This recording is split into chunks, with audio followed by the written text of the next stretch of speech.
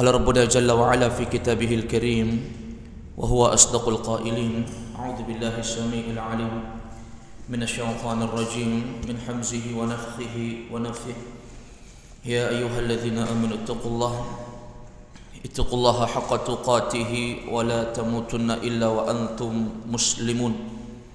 وقال أيضا جل شأنه في آية أخرى يا أيها الناس اتقوا ربكم الذي خلقكم من نفس واحدة وخلق منها زوجها وبث منهما رجالا كثيرا ونساء واتقوا الله الذي تساءلون به والأرحام إن الله كان عليكم رقيبا. ويا أيها الذين آمنوا اتقوا الله وقولوا قولا سديدا يصلح لكم أعمالكم ويغفر لكم ذنوبكم ومن يطع الله ورسوله فقد فاز فوزا عظيما. فإن أصدق الحديث كتاب الله وخير الهدي هدي محمد صلى الله عليه وسلم وشر الأمور محدثاتها فإن كل محدثة بدعة وكل بدعة ضلالة والضلالة أهلها في النار. معاشر المسلمين والmuslimat, al-ikhwah wal akhwat a'azzakumullah. Kita lanjutkan pembahasan kita di malam ini, pembahasan kitab Al-Manzumah Al-Mimiyah fil Wasaya wal Adab Al-Ilmiyah li fadilati Syekh Hafidh bin Ahmad Al-Hakami rahmatullah taala alaih. Di malam ini kita membahas bait syair ke-46. Sekaligus kita baca dulu matanya. Bait syair ke-46, 47, 48 dan 49, dan beliau merangkaikan di sini dengan satu pembahasan. Tepatnya di halaman ke-57 dari buku cetakan dari Ibnul Jauzi. Syekh Hafidh bin Ahmad Al-Hakami rahimahullah di 4 bait syair ini masih menjelaskan terkait dengan fadlul ilmi, keutamaan ilmu, wa ahlil ilmi, dan juga orang yang mengemban ilmu agama. Di sini Syekh Hafidh bin Ahmad Al-Hakami rahimahullah mengatakan di bait syair ke-46,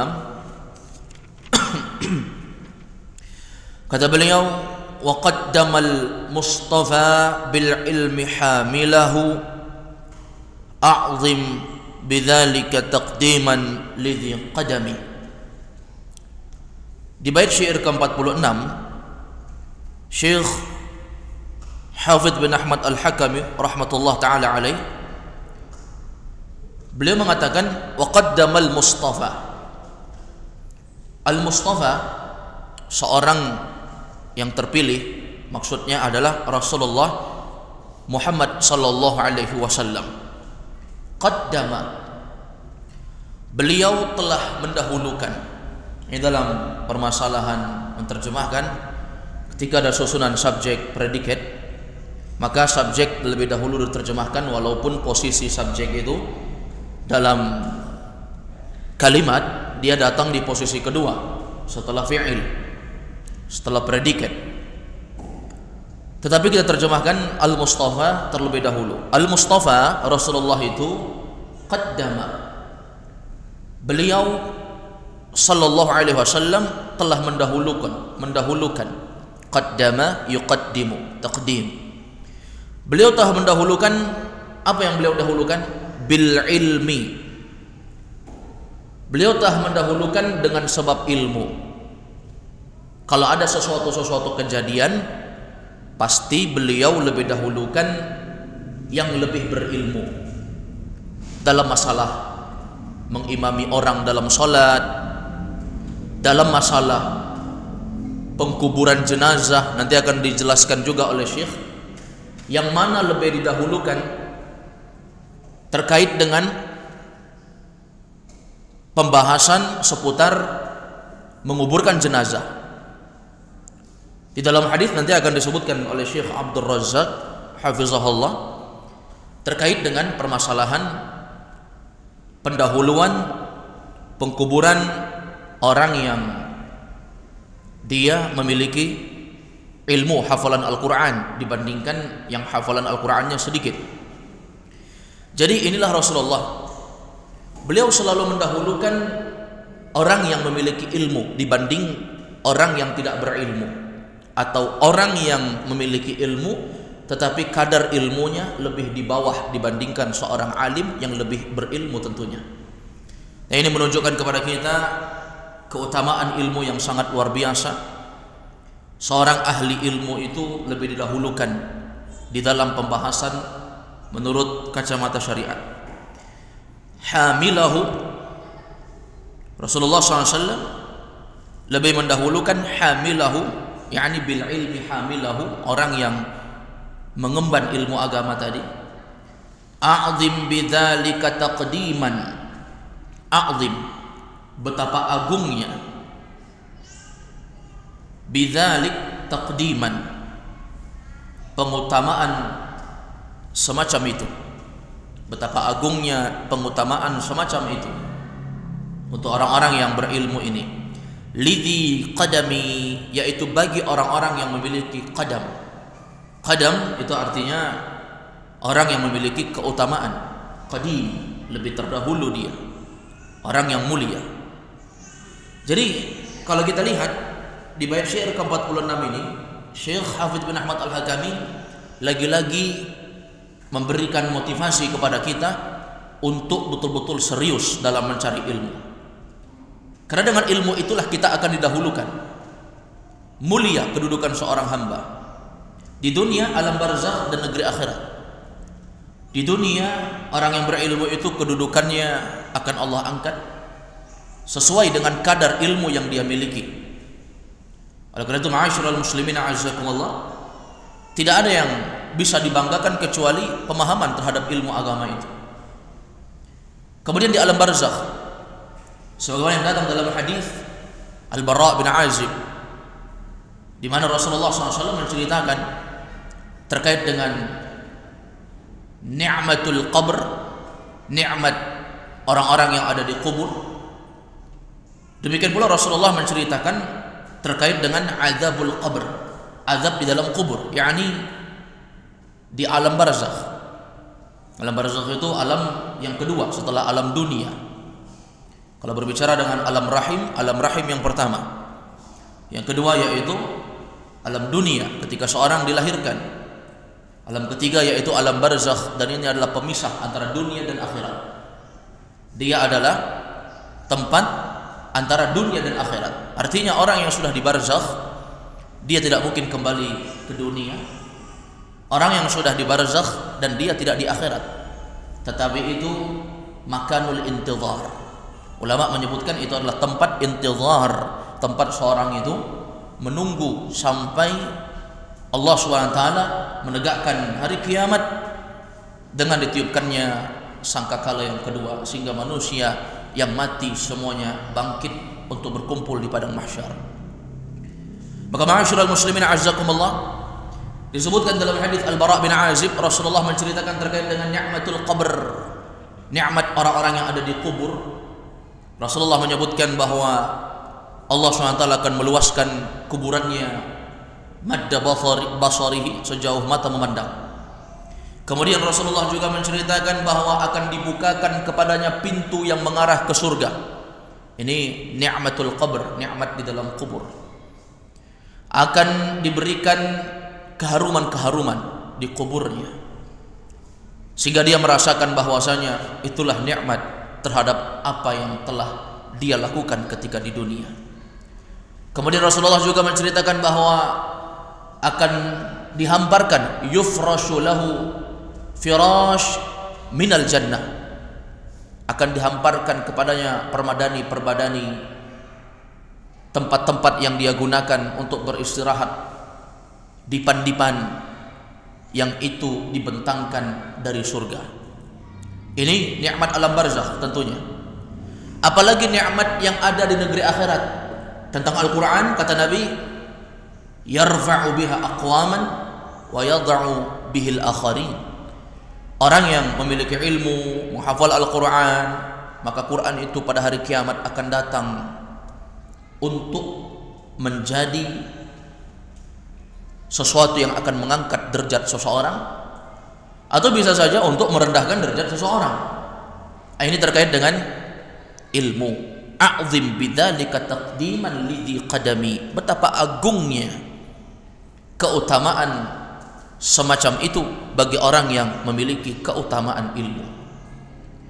Kemudian di bait syair ke-47 Syekh mengatakan, kafahumu an ghadaw liwahyi aw'iyatan wa adhatil ayu minhu fi sudurihimi.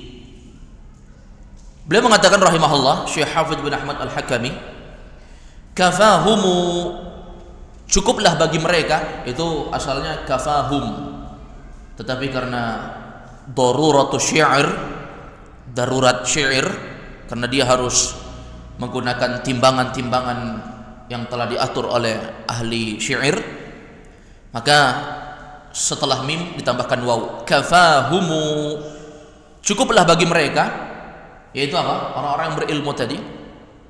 Anna ghadaw lil wahyi aw'iyatan, ketika mereka jadi wadah bagi wahyu. Adhatil ayu, dan jadilah berbagai macam ayu, ayat, minhu, dari wahyu itu, fi sudurihim, ada di dalam dada mereka. Nah, ini tentunya orang-orang yang berilmu terkait dengan hafalan Al-Quran mereka, maka mereka ini adalah wadah untuk wahyu Allah Subhanahu wa taala yang akan disebarkan kepada manusia.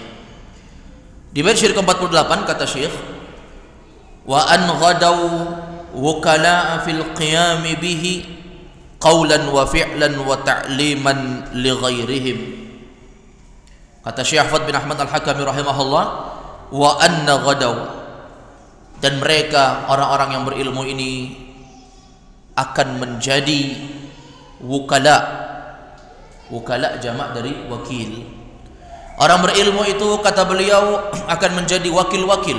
Wukala akan menjadi wakil-wakil fil qiyami bihi, untuk menegakkan ilmu itu. Jadi kitalah wakil-wakil itu. Untuk menegakkan ilmu itu butuh wakil-wakil, orang-orang yang mempelajari ilmu, dan merekalah wakil-wakil yang menegakkan ilmu tadi. Qaulan wa fi'lan, baik menjadi wakil dengan ucapan terhadap ilmunya, wa fi'lan, atau perbuatan terhadap ilmunya. Terkadang ilmu itu Allah titipkan sebagai amanah kepada seseorang, kadang dia bisa ucapkan ilmu itu, diajarkan kepada orang banyak, dan inilah yang terbaik.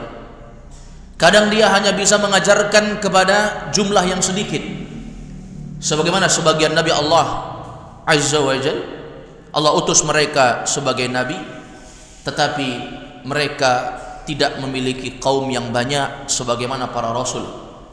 Ada yang memiliki kaum hanya sekitar beberapa orang saja. Bahkan disebutkan oleh Rasulullah, wan nabiyyu walladzi laisa ma'ahu ahad, ada di antara para nabi itu tidak ada pengikutnya sama sekali. Tetapi ala kulli hal, ada orang-orang yang Allah berikan kecerdasan di dalam pemahaman ilmu sehingga mudah untuk dapat. Kemudian Allah berikan kepadanya kelebihan yang lain, pintar berbicara di hadapan orang. Kalau dia berbicara, orang-orang akan faham. Demikian pula wa fi'lan, dengan perbuatan. Kadang tidak bisa diucapkan, tetapi terkadang ilmu itu dia bisa sebar dengan cara mengetiknya. Mungkin kalau dia ucapkan di hadapan khalayak ramai, tidak semua orang punya kelebihan seperti ini, tapi dia tetap menjadi wakil untuk mengamalkan ilmunya dengan fi'lan, dengan perbuatannya, dengan cara menulis-nulis karya ilmiah, membantah syubhat-syubhat ahlul bid'ah wad dalalah, ahlul ahwa, orang-orang yang menyuruh kepada kesesatan, ad-du'at ila abwab jahannam, dai-dai yang menyeru kepada kesesatan. Maka dia bantah dengan ucapan-ucapan para ulama, dengan dia sebarkan apa yang telah dijelaskan oleh para ulama. Wa ta'liman li ghairihim, dan itu semua dalam rangka sebagai bentuk ta'lim, sebagai bentuk pelajaran li ghairihim, untuk orang lain, untuk orang lain. Baik, ini ma'asyiral muslimin a'azzakumullah wal muslimat rahimakumullah. Berarti apa? Kalau kita lihat orang yang berilmu itu sebagai wakil, kita bangga dengan profesi ini. Kita ini adalah wakil-wakil Allah, wakil-wakil Allah Subhanahu wa taala. Ya, ada andil di situ sebagai seorang muslim. Kemudian kata beliau di bait syair ke-49, wa khassahum rabbuna qasran bi khasyatihi wa aqli amthalihi fi asdaqil kalimi. Wa khassahum rabbuna, ya, wa khassahum rabbuna. Ini di sini fa'ilnya rabbuna.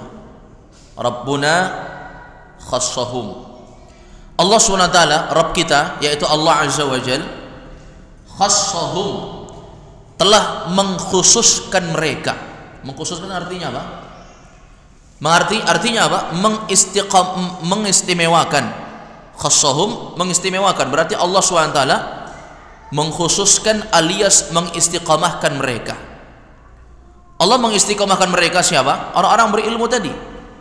Allah istiqamahkan mereka ini qasran bi khasyatih, dengan cara Allah batasi. Terkadang pembatasan yang Allah berikan itu adalah bentuk kekhususan, keistimewaan. Apa yang Allah batasi bagi orang-orang yang berilmu? Bi khasyatihi, Allah batasi mereka untuk menjadi satu-satunya makhluk yang punya khasyah yang tertinggi kepada Allah. Tidak ada satupun makhluk yang punya ibadah khasyah, rasa takut kepada Allah yang luar biasa, kecuali orang-orang yang berilmu. Dan ini kekhususan bagi orang yang berilmu. Orang yang berilmu itu setiap mereka berbuat, ingin bertindak, ingin melakukan sesuatu, ada rasa khasyah di hatinya, ada rasa ibadah, rasa takut kepada Allah Azza wa Jalla.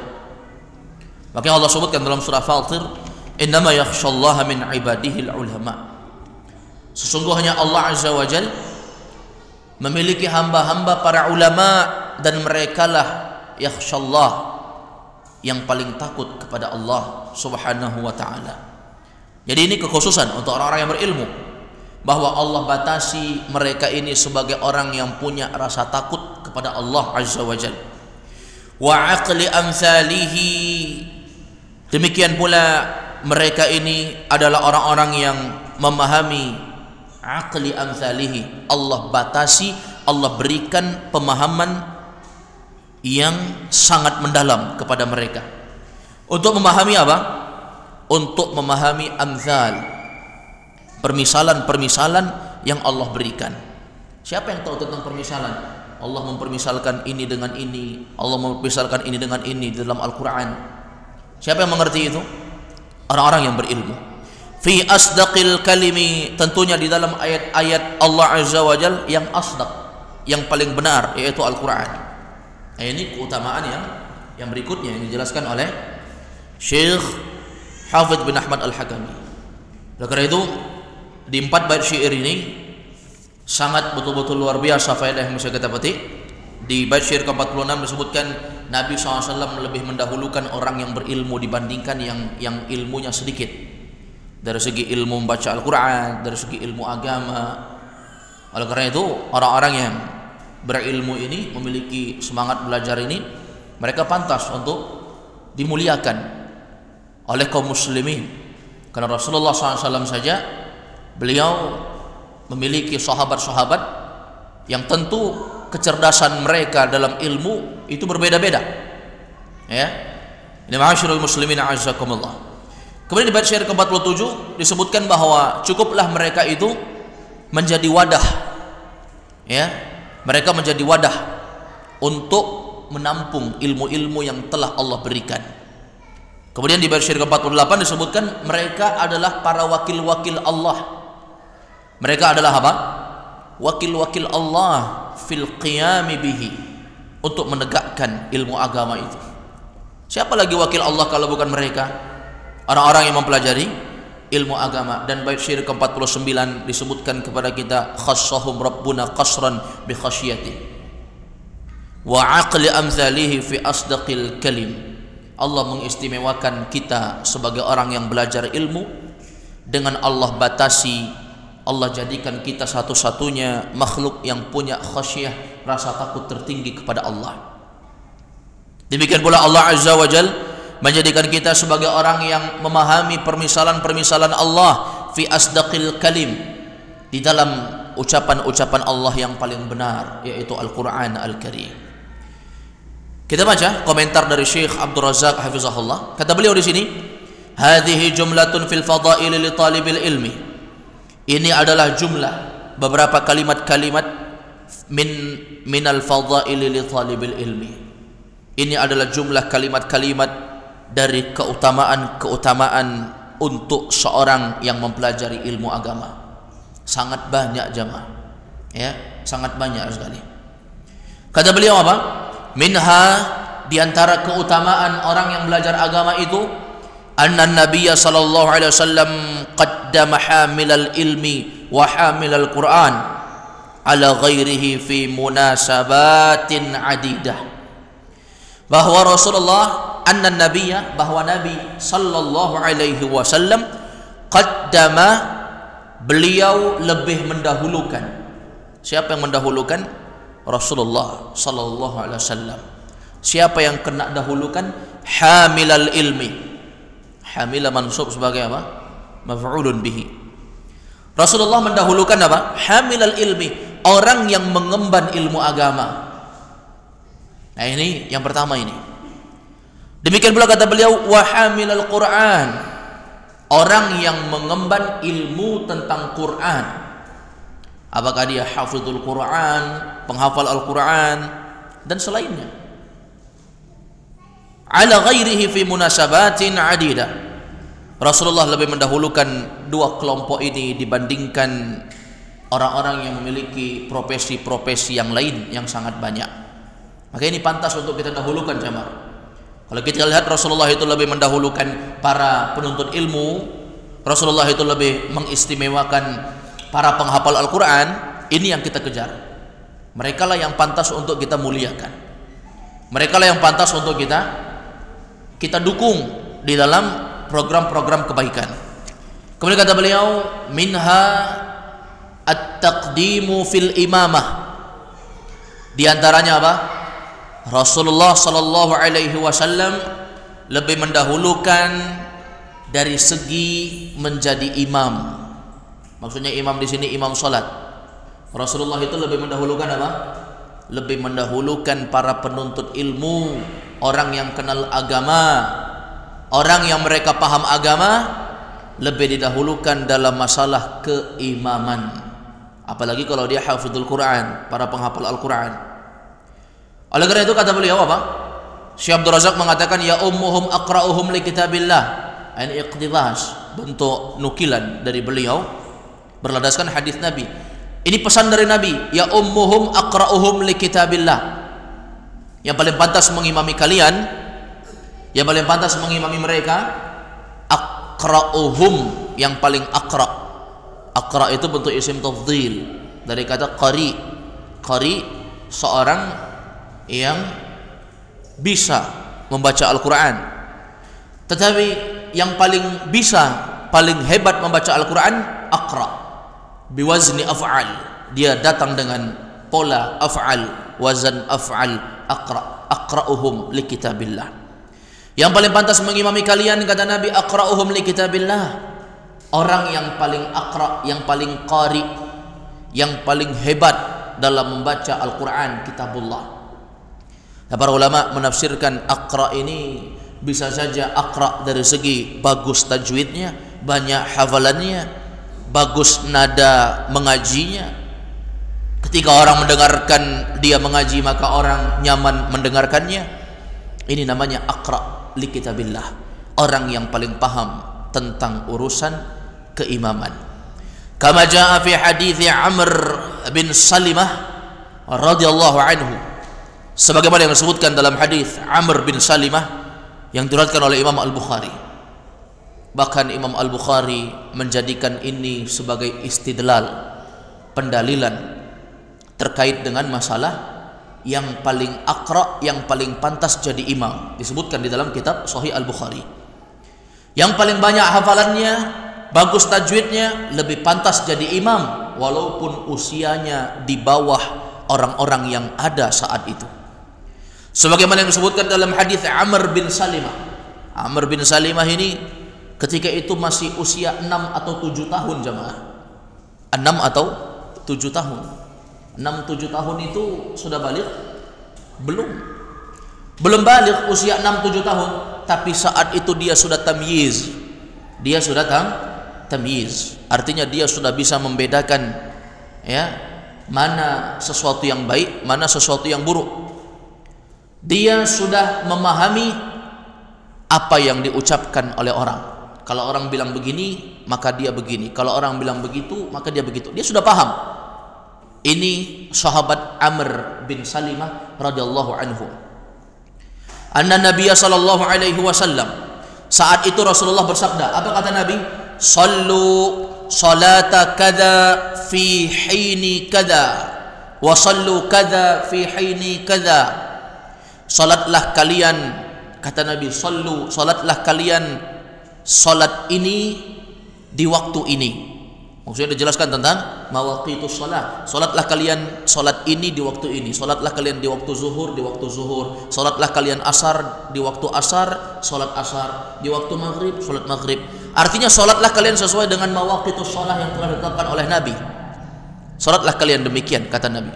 Diulangi Nabi 2 kali. Sallu salata kadza fi hini kadza. Salatlah kalian salat ini di waktu yang ini. Salatlah kalian salat ini di waktu yang ini. Maka kata Nabi saat itu, fa idza hadratis shalah falyu'adzin ahadukum wal ya'ummakum aktsaruhum qur'anan. Fa idza hadratis shalah, kata Nabi SAW, apabila telah masuk waktu salat. Hadara itu muncul tak ta'nitsnya karena fa'ilnya as-salah, fa'ilnya muannats, maka muncul tak ta'nitsnya, kemudian taknya diharakati dengan sukun, dengan kasrah litiqa'i sakinain, karena bertemunya 2 sukun. Fa idza hadaratis shalah, apabila salat itu telah hadir, salat diartikan duluan karena dia fa'il. Apabila salat itu telah datang waktunya, menunjukkan apa? Tidak ada salat kalau belum masuk waktu. Karena di antara syurutis salat, syarat sahnya salat, Rasulullah menyebutkan dukhulul waqti, yaitu harus masuk waktu. Nabi mengatakan fa idza hadaratis shalah, apabila telah masuk salat, falyu'adzin ahadukum, hendaknya salah seorang di antara kalian azan. Berarti enggak boleh azan kalau belum masuk waktu salat. Apalagi terkait dengan azan maghrib dan azan subuh, yang seorang mereka menyerahkan waktu berbuka mereka dan waktu berpuasa mereka dengan mendengarkan azan maghrib dan subuh tadi. Maka apabila telah masuk waktu salat, azan salah seorang di antara kalian. Menunjukkan apa? Azan itu hukumnya fardhu kifayah. Apabila sudah ditegakkan oleh sebagian kelompok, maka gugur untuk kelompok yang lain. Tidak mesti setiap orang yang ada di masjid kita ini azan ketika datang, tapi cukup bagi 1 orang saja yang telah datang azan. Kemudian ada lagi tempat sholat yang lain, salah seorang di antara mereka azan, kecuali memang mereka adalah orang-orang yang tidak mendengarkan azan dari tempat yang lain. Kemudian kata beliau apa? Apabila setelah masuk waktu salat, adzanlah salah seorang di antara kalian, wal ya'ummakum aktsaruhum likitabil aktsarukum qur'anan, dan hendaknya yang mengimami kalian orang yang paling banyak hafalannya tentang Quran. Saat itu Amr bin Salimah, bukan bin Salamah ya, bin Salimah, lamnya dengan kasrah. Saat itu Amr bin Salimah radhiyallahu anhu, beliau menjadi imam. Fanadharu falam yakun ahadun aktsar Qur'anan minni. Kata Amr bin Salimah sebagai sahabat saat itu, fanadharu, orang-orang pun melihat, saling memandang, karena mendengarkan Nabi kan, apabila kalian telah masuk waktu azan, azan kalian, dan hendaknya yang mengimami kalian yang paling banyak hafalannya. Maka orang-orang saling memandang, nadharu, mereka saling melihat satu sama lain. Falam yakun ahadun aktsar Qur'anan minni, maka mereka tidak menjumpai salah seorang satupun di antara mereka yang paling banyak hafalannya kecuali aku, kata Amr bin Salimah. Nggak ada yang banyak hafalannya kecuali aku yang paling banyak. Saat itu aku masih anak-anak yang aku imami orang-orang tua. Lima kuntu atalaqqa minar rukban. Kenapa aku bisa memiliki hafalan yang banyak?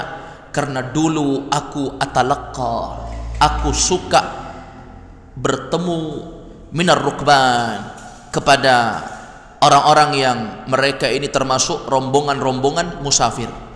Orang-orang dari tempat yang lain datang ke tempatnya, belajar lagi talaki dia, ilmu baca Quran, menghafal Quran, menyetorkan hafalan Quran, sehingga banyak hafalannya saat itu. Kalah orang-orang di kampungnya itu.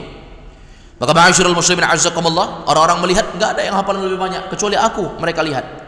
Faqaddamuni, maka mereka pun mempersilahkan aku untuk maju menjadi imam baina aidihim, dibandingkan orang-orang yang ada di antara mereka. Anak kecil jamaah. Wa ana bnu sittin aw sab'i sinin, dan saat itu kata Amr bin Salimah, aku masih berusia 6 atau 7 tahun. 6 atau apa? 7 tahun. 6-7 tahun itu belum baligh, belum wajib sholat.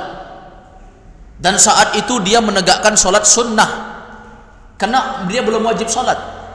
Ya, kalau dia sholat, pahalanya akan diperoleh oleh kedua orang tuanya sebagai orang yang juga menanggung apa yang telah dibuat oleh anak tersebut, Amr bin Salimah.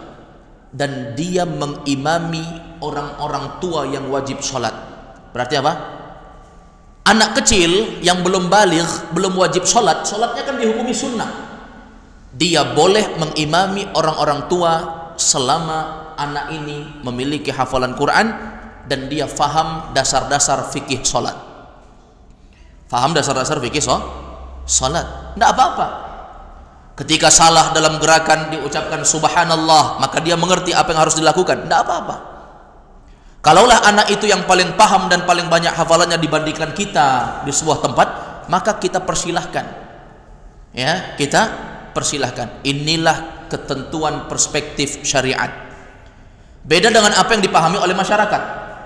Kalau masyarakat memahami, tidak boleh anak kecil jadi imam. Jangankan jadi imam, satu saf dengan orang besar saja mereka menganggap sebagai pemutus saf, sehingga anak kecil itu mereka bikinkan saf di belakang.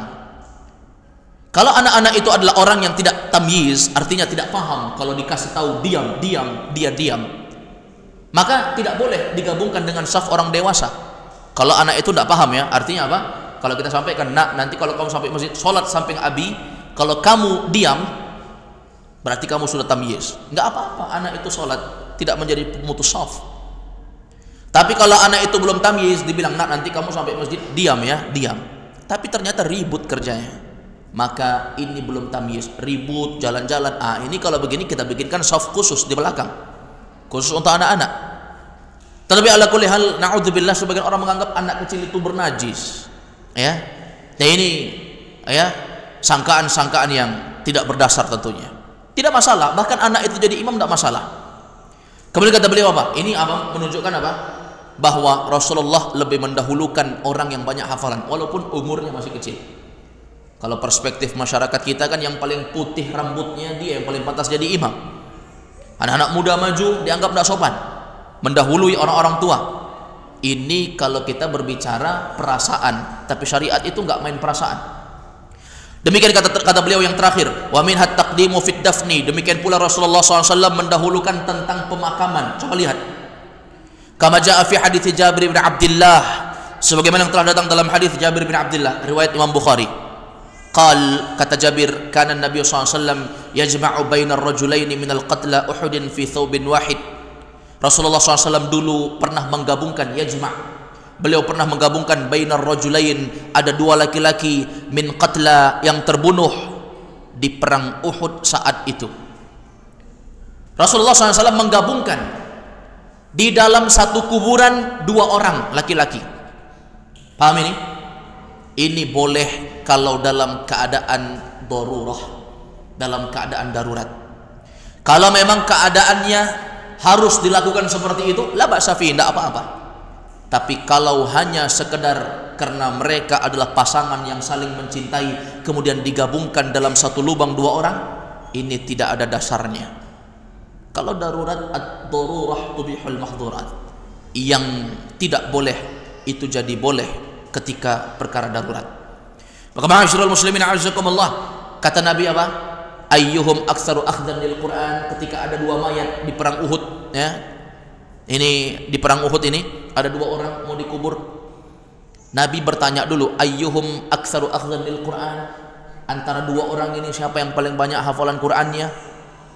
Fa idza usyira lahu ila ahadihim qaddamahu fil lahad, maka tiba-tiba disampaikan kepada Nabi, ya Rasulullah, ini yang paling banyak hafalan Qur'annya, kata orang-orang saat itu.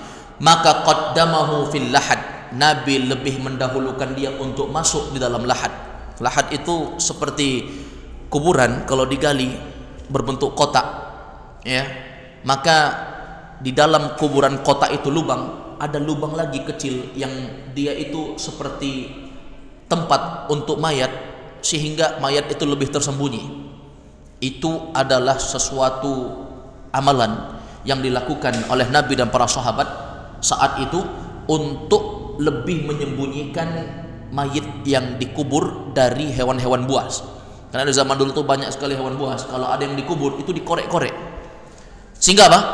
Diperintahkan untuk memperdalam kuburan dan dibikinkan lahat. Sehingga ketika ada binatang buas yang menggali itu sulit untuk menemukan mayat itu. Tapi kata Rasulullah SAW, mana yang lebih banyak hafalannya antara dua orang ini? Karena mau dikubur dalam satu lubang ini. Ternyata ditunjuk orang. Ini ya Rasulullah yang paling banyak. Orang ini yang paling banyak, ditunjuk salah satunya. Maka Rasulullah lebih mengedepankan dia dahulu masuk lahat dibandingkan yang satunya lagi. Berarti apa? Ilmu itu menyebabkan orang lebih pantas untuk didahulukan dibandingkan orang-orang yang lain. Kenapa kita mesti menolong orang-orang yang mereka jauh dari agama? Kita habiskan harta kita untuk sedekah kepada mereka, sementara ada penuntut ilmu yang mondok di pondok pesantren menghafal Quran yang lebih pantas untuk menerima sedekah kita. Kenapa kita sulit mencari orang-orang yang miskin di luar sana, yang mereka pun tidak berhijab, tidak mengenal agama, dibandingkan orang yang sudah mengenal agama? Dahulukan mereka. Ini adalah petunjuk syariat. Wa qauluhu lidzi qadam, kemudian kata beliau lidzi qadam, yaitu bagi orang-orang yang punya keutamaan, ai qadama fi ilmi wa ta'allum, mereka ini memiliki kemuliaan dari segi ilmu dan belajar. Ai lahu fadlun fil ilmi wasabiqah, mereka ini adalah orang yang memiliki keutamaan ilmu dan lebih pantas untuk didahulukan. Yuqal, disebutkan di dalam Al-Quran, lahu qadamu sidqin, ya, orang-orang yang mereka memiliki ilmu agama ini dinamakan lahu qadamu sidqin, orang yang punya nama yang harum. Qadamu sidqin itu orang yang punya nama yang harum, orang yang punya keutamaan yang luar biasa dengan ilmunya itu. Wa qadamu fadlin wa karum, yaitu orang-orang yang mereka memiliki keutamaan dan kemuliaan, ya. Mereka lah orang-orang yang lebih pantas untuk kita utamakan dibanding yang lain. Baik, wallahu alam, hanya satu bait syair yang dapat kita bahas syarahnya di pertemuan kali ini. Insyaallah kita lanjutkan di bait syair ke-47, 48 dan 49 di pertemuan berikutnya. Hadza huwa, naktafi bihadzal qadar. Wa sallallahu wasallam ala nabiyina Muhammad wa ala alihi wa sahbihi wasallam. Subhanakallahumma wa bihamdik, asyhadu an la ilaha illa anta astaghfiruka wa atubu ilaik. Assalamualaikum warahmatullahi wabarakatuh.